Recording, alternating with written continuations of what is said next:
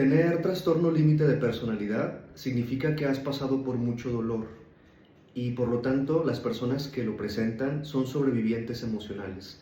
Soy David Gutiérrez, psicoterapeuta cognitivo-conductual y de esquemas, y el día de hoy vamos a hablar sobre qué es esto del trastorno límite de personalidad. Sé que suena muy raro, muy complejo incluso el nombre, y pues para hablar de un trastorno de personalidad, primero quisiera definir qué es la personalidad. En términos concretos y para entendernos rápido, la personalidad es una armadura que se formó en nosotros de acuerdo al entorno en el que estuvimos. Es decir, es la forma en la que nosotros somos respondiendo a diferentes estímulos en toda nuestra historia de crianza. Por lo tanto, nuestra personalidad se va a componer por tres elementos. El primero va a ser lo biológico o el temperamento. Hay muchos estudios que nos hablan al respecto. En pocas palabras, el temperamento es como con lo que traemos de fábrica, ¿sí? Cómo somos nosotros en esa parte más biológica. Hay diferentes niveles o elementos que podemos entender el temperamento. Para este punto, a mí me interesa entender solamente uno, que tiene que ver con la sensibilidad o la reacción que tenemos desde pequeños hacia ciertos estímulos. Desde lo más simple, como por ejemplo, podemos ver a un bebé que está en una fiesta y que en esa fiesta hay mucho ruido y que pasa de brazo en brazo y el bebé no está respondiendo de ninguna manera de llanto o de gritar. Y hay bebés que a lo mejor con un poco de ruido o pasar a otros brazos de una persona que no conozca es suficiente para que el bebé comience a llorar. Ahí, en la parte biológica o en el temperamento, me interesa que vayamos teniendo en cuenta esa sensibilidad. Por otro lado, que es lo que más nos relaciona a la terapia, pues tiene que ver con las primeras experiencias traumáticas y no traumáticas, ¿no? Entonces, todo lo que vayamos viviendo con nuestros padres, nuestros hermanos, los maestros, nuestra historia en la escuela, toda esa primera capa de esa armadura va a ser una gran base sobre la que va a estar arriba del temperamento esas primeras experiencias. Lamentablemente, hay personas que desde muy chicos viven experiencias de abuso de cualquier tipo, que viven abandono, que viven negligencia en su crianza, que viven algún tipo de privación emocional. Todo ese dolor se va acumulando y va formando capas en esa personalidad. Y por último, tenemos también el lado de lo social. El momento en el que estamos viviendo, obviamente yo por ejemplo estoy hablando desde aquí, desde México, y los que estamos aquí sabemos todo lo que implica vivir en México, a nivel de la inseguridad, a nivel de cuestiones políticas, económicas, y no solamente ese gran contexto, sino también la colonia o el lugar donde naciste, las escuelas a las que fuiste parte. Entonces todo eso te va a permitir poder armar este rompecabezas de esta armadura de la sensibilidad que tenemos, más nuestras primeras experiencias, más nuestro contexto o nuestro entorno. Esos tres componentes por ahora me interesa poderlos explicar que en su conjunto se hace como una especie de mezcla y esa es nuestra personalidad. Ahora, una personalidad en sí no podemos decir que está bien o está mal. Lo vamos a entender en términos de ¿estamos adaptados a nuestro entorno o no estamos adaptados a nuestro entorno? Así que un niño que vivió todo esto que les comentaba, cualquier experiencia adversa en la vida, desarrolla muchas reacciones en su personalidad que en ese momento podríamos decir, bueno, pues en realidad lo que el niño está buscando es intentar sobrevivir emocionalmente a ese ambiente. Por lo tanto, en la infancia no vamos a entender la personalidad como buena o mala, sino la vamos a entender como la mejor adaptación posible que pudimos tener a nuestro entorno, de acuerdo a lo que ya traíamos de base también como temperamento. Así que no vamos a creer que todo en ella está bien o todo en ella está mal, sino que justo ahí parte la psicoterapia. Entender cómo es que yo soy, cómo llegué a ser esta versión que el día de hoy tengo. Qué historias se fueron entrelazando para que yo formara estas reacciones, esta manera de sentir, de pensar, de comportarme, de relacionarme. Todo eso lo va a incluir mi personalidad. Sin embargo, pues vamos a ver que esto no es un destino. La personalidad es algo moldeable. Obviamente es más impactante las primeras experiencias en la vida por nuestra edad y por lo importante que fueron para nosotros nuestros primeros vínculos. Y en este punto, si ya entendimos cómo es que la personalidad es la mejor adaptación posible a nuestro entorno, con nuestras circunstancias, cómo es que esto se puede convertir en un problema. Hablamos de un trastorno cuando esta personalidad es rígida, me genera complicaciones porque me mete a patrones repetitivos y además me genera sufrimiento. Ahí es donde hablamos que hay diferentes trastornos de personalidad. Hay un manual diagnóstico de esto que nos habla de diversos trastornos. El día de hoy yo solo quiero compartir con ustedes el trastorno límite de personalidad. Incluso me parece que es algo complejo porque en mi experiencia con muchos pacientes, el darles un diagnóstico, a algunas personas les puede dar cierto alivio, entender que hay una explicación para esto. Me ha tocado, por ejemplo, darle el diagnóstico a personas que tienen trastorno por déficit de atención con hiperactividad, personas que tienen algún tipo de depresión, etcétera, que cuando les decimos, mira, esto tiene un nombre, tiene una explicación, eso puede ser muy liberador porque es como, ¿cómo podemos resolver eso que está ocurriendo? Sin embargo, cuando hablamos de un trastorno de personalidad, la mayoría de las personas lo toman como un problema identitario, como entonces lo que me estás diciendo es que lo que está mal en mí soy yo mismo, es mi comportamiento, son mis conductas. Y muchas veces eso, en lugar de dar un descanso, da un gran estigma. Entre otras cosas porque desde el nombre es algo complicado. En realidad se hizo este nombre hace décadas cuando en aquel momento la clasificación de un trastorno mental estaba en dos extremos, la neurosis y la psicosis. En pocos términos, la neurosis es cuando una persona tenía algún tipo de malestar, sin embargo no perdía el contacto con la realidad, y una persona que vivía psicosis sí perdía el contacto con la realidad. Después de varios años, de décadas incluso, en el manual diagnóstico ya no se usa el término neurosis. Por lo tanto, en aquel entonces, el término límite de personalidad se refería que era un diagnóstico que no cumplía todos los criterios para hablar de una psicosis ni tampoco de una neurosis. Por lo tanto, ahí se estableció el trastorno límites, en la frontera entre uno y otro diagnóstico.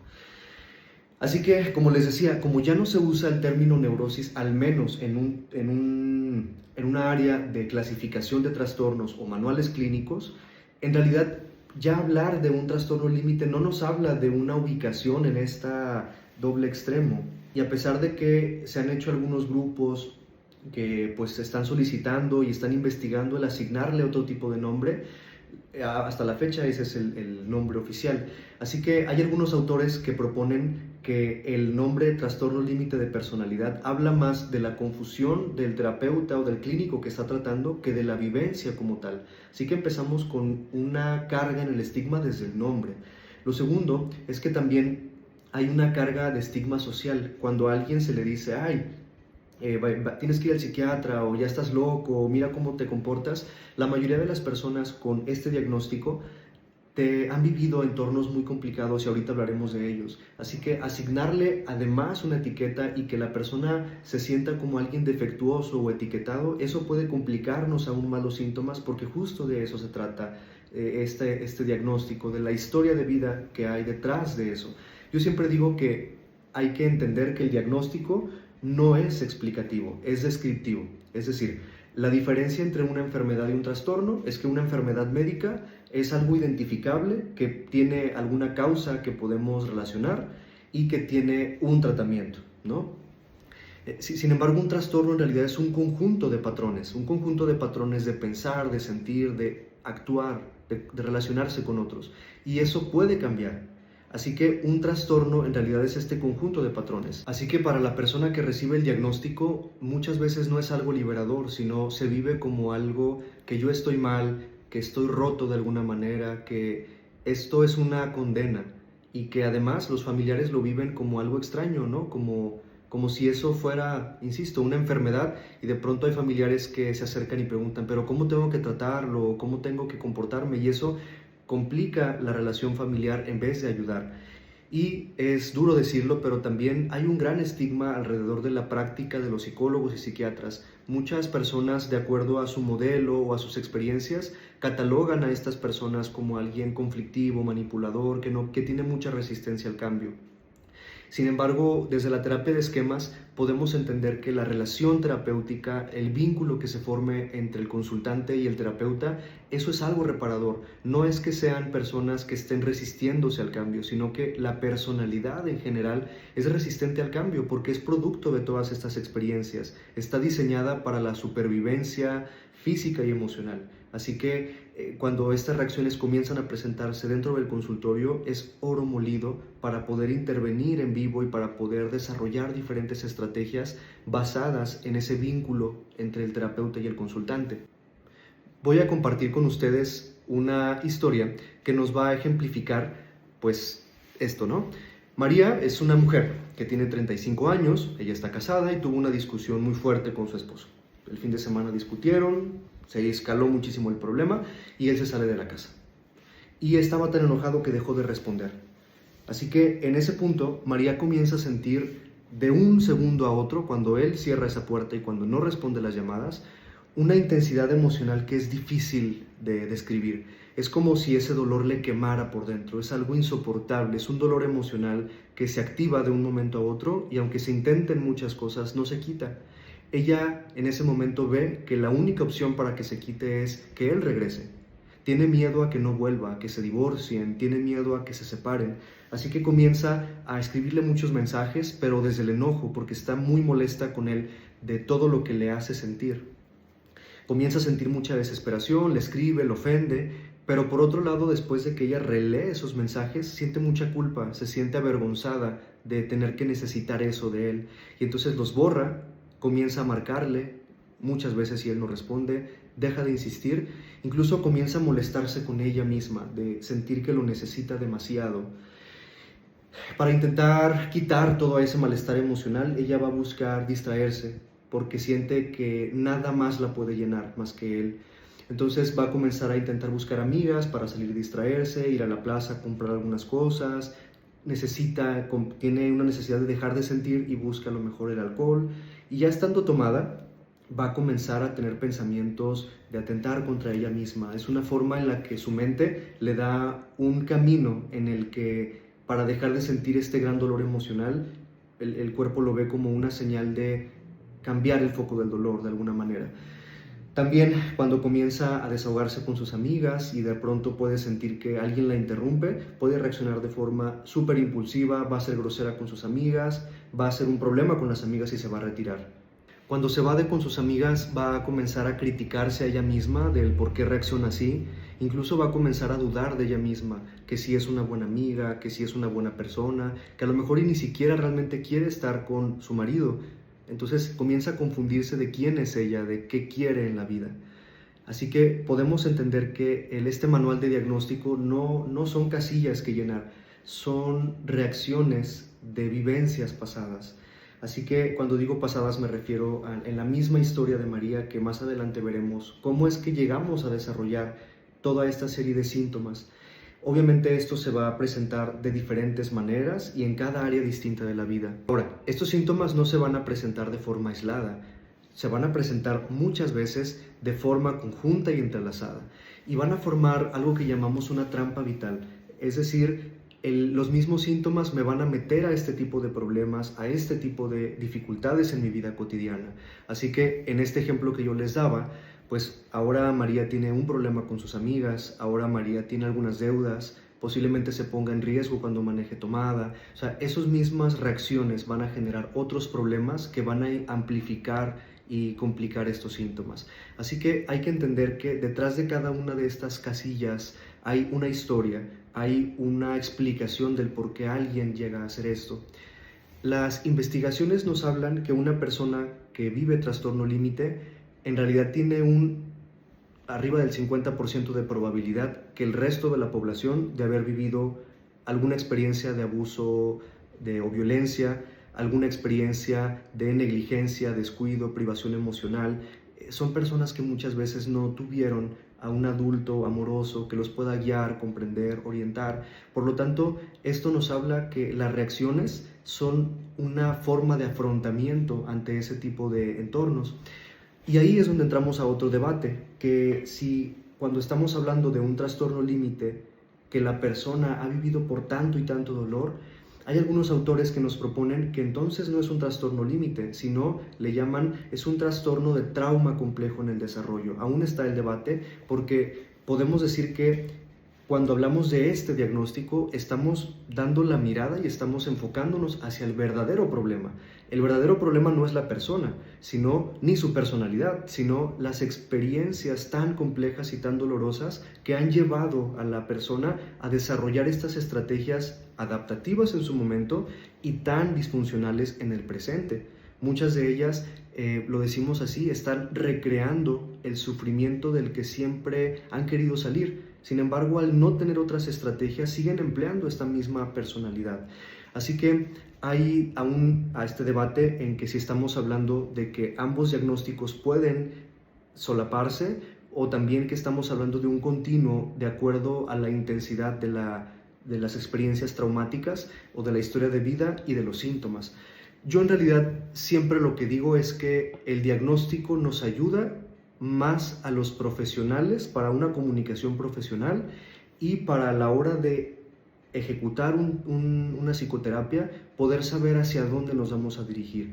Nunca utilizar un diagnóstico como una etiqueta y que además eso pueda justificar o, como decíamos, explicar mi comportamiento, ¿no? Va a describir el por qué yo me comporto como me comporto en esta serie de síntomas. Sin embargo, el problema no es ese, sino por lo que pasamos. Así que si hablamos de, por ejemplo, el miedo al abandono, estamos hablando de una historia donde posiblemente no hubo una persona, un adulto, un padre que estuviera ahí presente. Si hablamos de estas conductas impulsivas, estamos reflejando que posiblemente en la infancia no hubo un adulto que enseñara a cuidar, a poner a salvo, sino conductas de negligencia, ¿sí? Si hablamos de un vacío crónico, estamos también identificando que hay un gran vacío de las necesidades emocionales básicas de chiquitos. El amor, la guía, la comprensión, los límites, la capacidad de jugar y de conectar con las demás personas. Todo esto se trata de una historia de desarrollo, en donde lo temperamental, la historia de vida, el ámbito social en el que nos tocó vivir, pues hizo esta huella dactilar que solamente de acuerdo a esta combinación de factores yo tengo, ¿sí? Y por lo tanto podríamos decir que nadie elige tener un trastorno de personalidad, nadie quiere quedarse ahí, nadie quiere repetir ese dolor que es tan complicado en la vida, solamente que se tiene que hacer a través de un proceso de psicoterapia en donde podamos primero conectar emocionalmente, que ese vínculo sea un vínculo reparador y que después podamos aprender distintas estrategias. Hace un momento te comentaba lo que vivió en este caso hipotético María. Ahora quiero que hagamos todo un puente con su historia de vida para que podamos comprender qué está pasando con ella. María fue una niña que ella creció únicamente con su mamá porque cuando ella nació sus padres se separaron. Su mamá tenía que trabajar mucho y entonces a María le tocaba ir a la escuela y pues ella solita, a como podía, pues se arreglaba, se peinaba y muchas ocasiones llegaron a burlarse de ella porque olía mal, porque no llevaba su comida, porque no estaba bien arreglada, porque ella solita lo hacía. Por lo tanto, en su grupo comenzaron a excluirla y ella comenzó a sentir pues que algo malo estaba con ella porque no la aceptaban como ella era. Quería a su mamá, por supuesto, pero cuando llegaba muy tarde su mamá no había oportunidad de platicarle todo esto porque la mamá llegaba cansada, la mamá llegaba con ganas de cenar y de dormirse. Ella se lo cayó solita. De alguna manera, pues creció con ese vacío, sabiendo que su mamá estaba trabajando para poderla sacar adelante, pero crecía con un gran vacío. Aquí obviamente no estamos juzgando a esta mamá hipotética, sino estamos entendiendo que ella siente ese vacío porque papá no estaba y porque mamá tampoco estaba de cierta manera porque estaba trabajando. En la adolescencia ocurrió que el papá por alguna extraña razón regresó y ella se dio cuenta pues que él era alcohólico y adicto. Entonces, cuando presentaba todo esto, a ella no le gustaba acercarse a él porque era para ella un extraño. Realmente, aunque sabía que era su papá, no estaba acostumbrada a conectar con él, pero su mamá la forzaba a que estuviera con él y a que pudiera convivir. Lamentablemente, en esas convivencias de la familia y de la familia paterna, pues el padre cuando estaba tomado, ella vivió una experiencia complicada de abuso. Y a partir de eso ella comenzó a ya no querer ir con su familia, tuvo mucha rebeldía, comenzó a tener problemas con su mamá y cada vez que intentaban acercarse a ella, ella se ponía muy a la defensiva. En cierto momento, cuando ella entró a preparatoria, se descuidó mucho a partir de esta experiencia que la dejó devastada emocionalmente. Comenzó a subir mucho de peso y la señalaban mucho en la escuela, la criticaban por su cuerpo y ella comenzó a ya no querer ser criticada, pero tomó un camino de conductas de alimentación inapropiada. Comía poco, se provocaba el vómito, etc. Y cuando su mamá la descubrió, la regañó, la hizo sentir muy avergonzada y ella pues luchaba porque no le gustaba lo que veía en el espejo, pero tampoco le gustaba lo que estaba viviendo en la escuela, no quería que la señalaran de esa forma. Así que por todos estos problemas que tuvo con su mamá, pues ella comenzó a tener algunas parejas y lamentablemente ellos tenían un patrón de adicciones, eran personas groseras con ella, que la comparaban y esto le generaba mucho sufrimiento.